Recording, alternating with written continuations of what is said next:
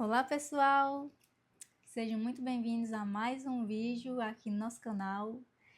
Faz muito tempo que eu não coloco vídeo, o meu tempo estava bem corrido, estudando bastante, agora deu para dar uma respirada. Atrasei em algumas coisas, resolvi aí umas burocracias e agora tô tendo mais um tempinho para focar em outras coisas, né? E ontem eu estava assistindo um filme muito bom, filme de animação, anime.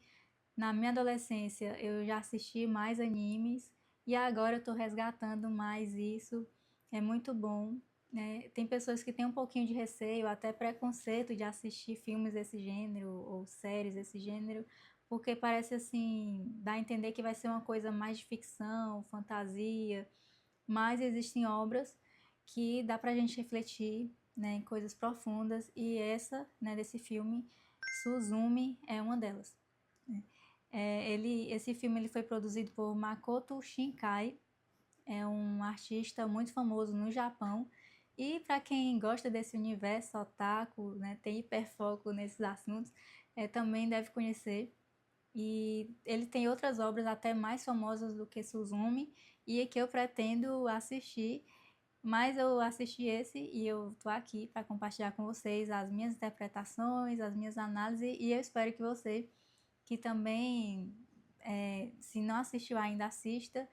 E se assistiu, deixe também nos comentários o que é que você viu de diferente, que possa agregar, ou até mesmo discordar, que não, né? Tudo, né, vai servir para o nosso crescimento, amadurecimento, desenvolvimento, né? Amadurecer, abranger mais as coisas da nossa mente. Então, Suzume é um filme que se passa no Japão.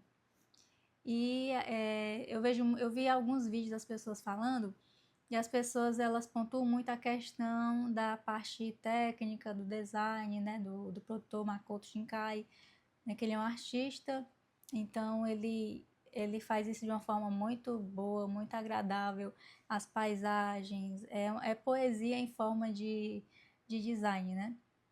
Então é muito bom, a gente sente assim prazer, uma paz muito boa. E também vejo as pessoas falando do episódio, que também é um tema central do filme, que é a questão do terremoto de 2011, que aconteceu no Japão.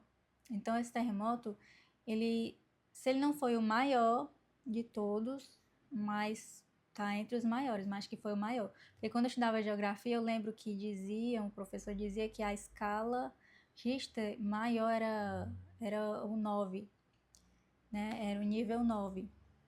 E esse terremoto que aconteceu lá em 2011 foi esse nível. Então aconteceu no mar, aí do mar esse tremor, né, causou ondas gigantes, que é as de tsunamis, que devastaram até 10 quilômetros da costa desse local, né, do Japão. E para piorar a situação, ainda entrou em contato, destruiu uma usina nuclear e aí foi substância radioativa, né, por todo lado lá. Então muitas pessoas morreram, quase 20 mil pessoas, né, vieram a óbito com esse desastre, e fora as pessoas que desapareceram, né, com a onda voltando para o mar, né, que foram arrastadas, né, que segundo as informações que eu pesquisei, foi cerca de 2.500 pessoas desaparecidas. Então foi uma coisa assim que traumatizou toda uma nação, né?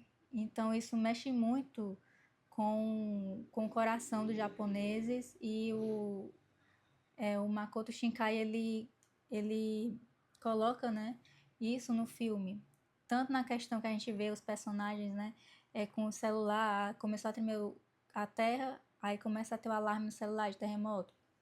Ele mostra isso, né, esse cotidiano dos japoneses, e também a questão que ele mostra muitos locais abandonados. Então também se refere muito a isso. Então a história ela começa com a Suzume, né? O Suzume é o nome da moça que é adolescente, que ela se encontra com o Souta, que é um rapaz que está procurando ruínas, que são locais abandonados. Então esse filme, já para deixar bem organizadozinho os elementos, a gente vai analisar, né? A Suzume, o Souta, Aí tem a cadeira da Suzumi, tem as portas e tem os 2 totens, que eles são representados por gatos. Tem um gato branco e um gato preto, né? Então, a Suzumi, adolescente, que ela foi criada pela tia dela, porque a mãe dela desapareceu, acho que foi nesses acidentes, né? Nessas catástrofes assim.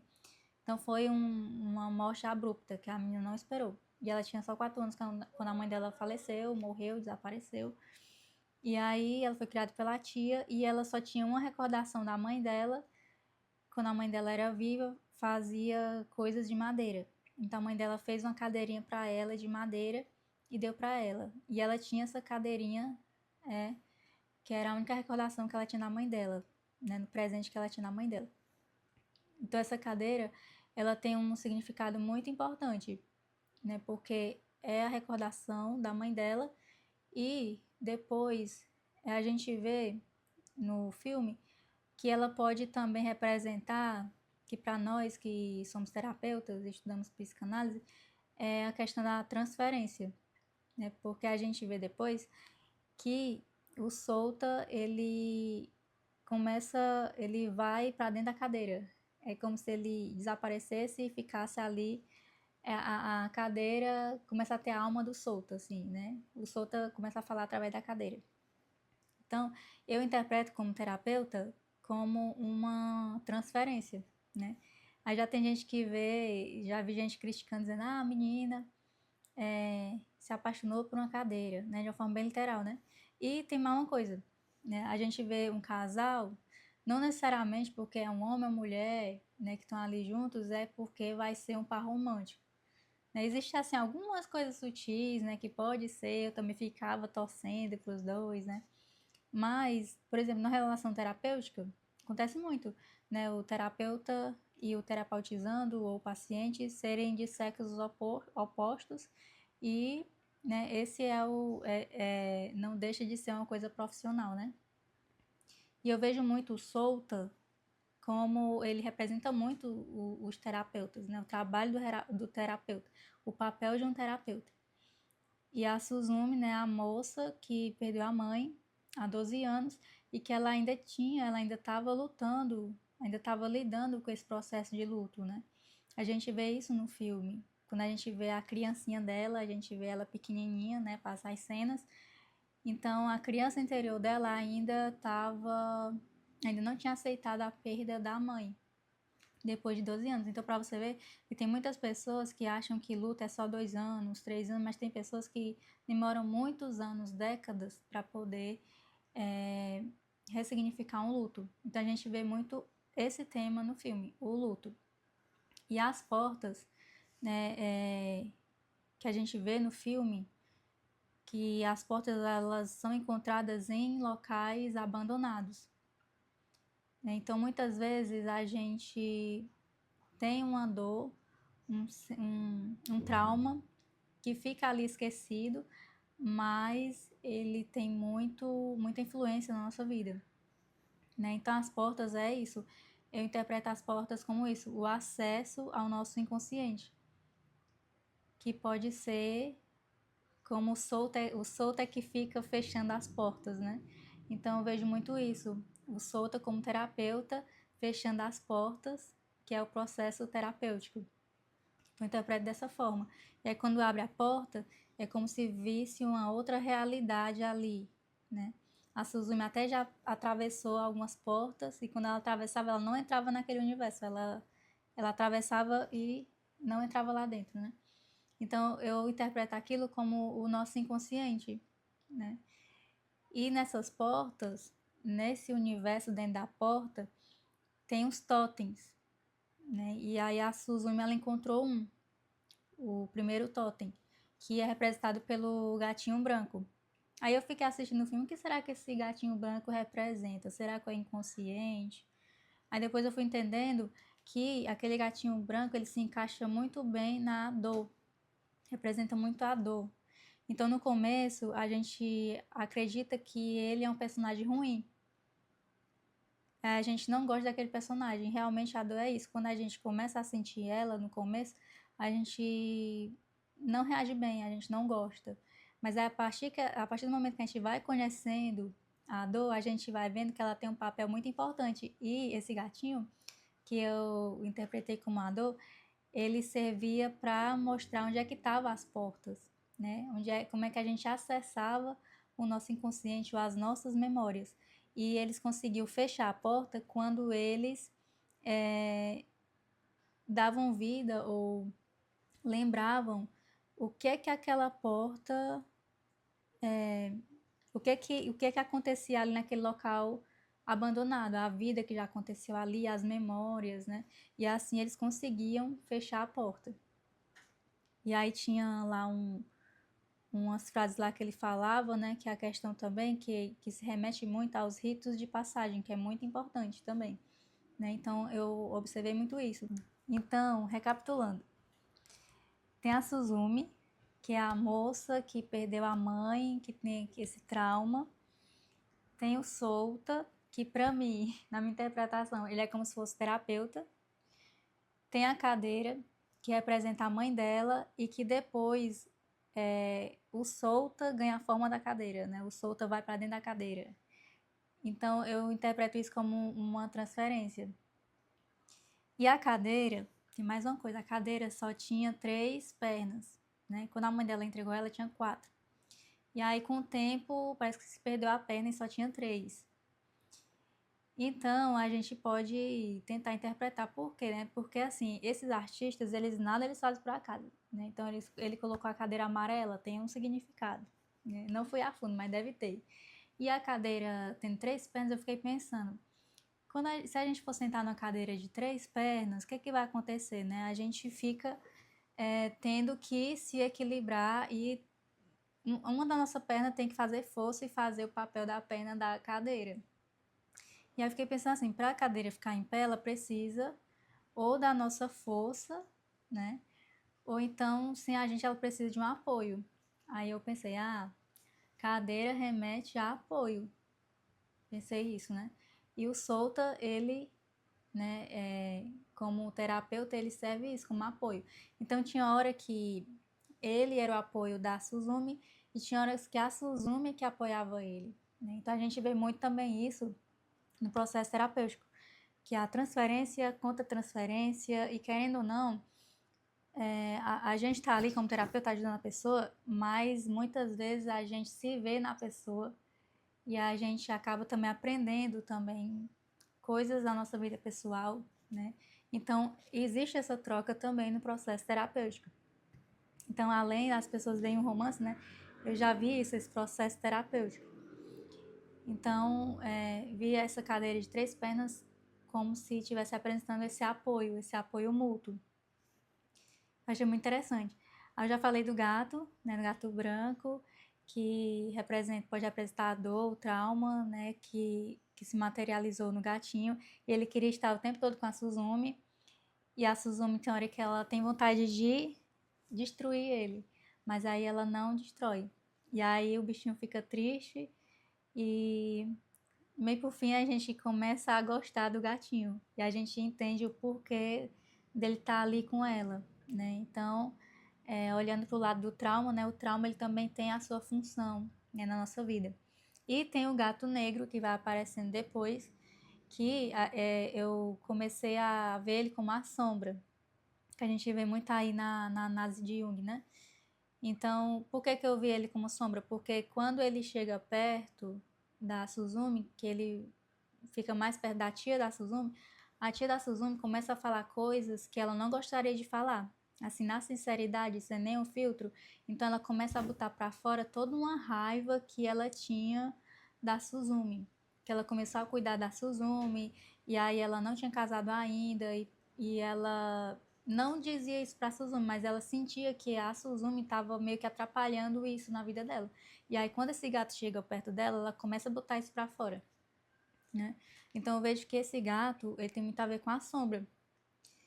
E aí, tanto o gatinho branco como o gatinho preto, eles se juntam, né, perto da Suzumi e vão atrás do totem lá, do local lá que o Souta tá, né? Que ele tá ainda incorporado com uma cadeira. Ela vai tentar salvar o Souta. Então eu vejo muito essa dinâmica, né, do trauma, da sombra, e os dois precisavam estar lá, fincados lá no local abandonado, que eu vejo como inconsciente, né, para equilibrar o sistema.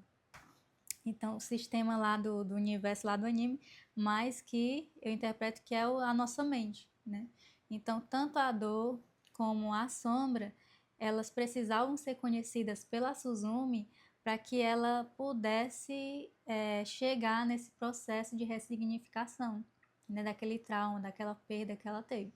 Então, a gente vê que tem um momento que ela cai, assim, em queda livre, aí a gente vê esses gatos em momentos diferentes que eles protegem ela, amortecem a queda, né? Então, aquilo que parece negativo, né, como trauma, a dor e a sombra, quando eles são conhecidos pela gente, eles acabam nos protegendo. É por isso que é muito importante a gente conhecer, né? Tem gente que fica fugindo disso, não quer falar sobre isso porque é doloroso, né? Causa sentimentos como aversão, nojo, raiva.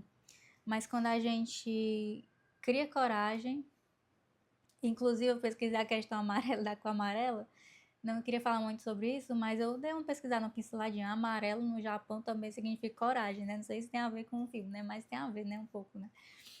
Então, a pessoa cria coragem de conhecer. Eles iam muito atrás do gatinho branco, né? Então eles estavam tentando encontrar o gatinho branco que, ao meu ver, é esse trauma, né? Essa dor. Eles ficavam procurando, procurando, e o Souta tinha hora que pegava o gatinho, segurava, mas o gatinho não queria saber do Souta. O gatinho queria estar era com a Suzumi, né? Então é muito interessante. Eu vi por esse lado, né? Então a Suzumi, né? Que é como se fosse o nosso terapeutizando, que muitas vezes a gente também é, né? Atendido, né? Pelos nossos analistas. Então é nós, né? De um modo geral, que a gente tem algum tipo de dor, algum tipo de trauma. O Solta eu vejo como terapeuta e eles têm assim uma cumplicidade assim. Eu não vi uma coisa assim erótica, de romance, eu não vi muito isso não. Eu vi, tanto que chega, tem outros personagens assim, coadjuvantes, que tem um amigo do Solta que chega perto dela e pergunta quem ela diz que é uma irmã ou uma prima, uma coisa assim que ela diz, né? Ela não dizia que era uma amiga, né? Ela dizia que era uma irmã, uma prima para ele, né? Uma coisa mais família. Então, já remete também à questão da transferência, da família, né?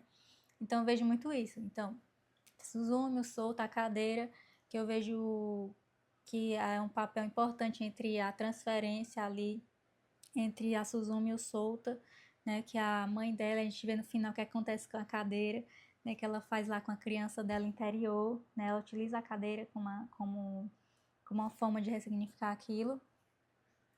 O gato branco e o gato negro, né? O gato branco eu vejo como um trauma, a dor, e o gato negro a nossa sombra. Então eu vi dessa forma, né? A gente que estuda terapia, psicanálise, eu pude ver dessa forma. Se você viu de uma forma diferente, outros elementos que eu não observei, também eu não falei da questão do verme que sai da porta, né, que pode ser o medo, o sentimento, o caos, né, as consequências que acontecem na vida de uma pessoa que não tem ainda a sua dor, a sua sombra conhecida, nas suas portas ou seus ciclos encerrados, né?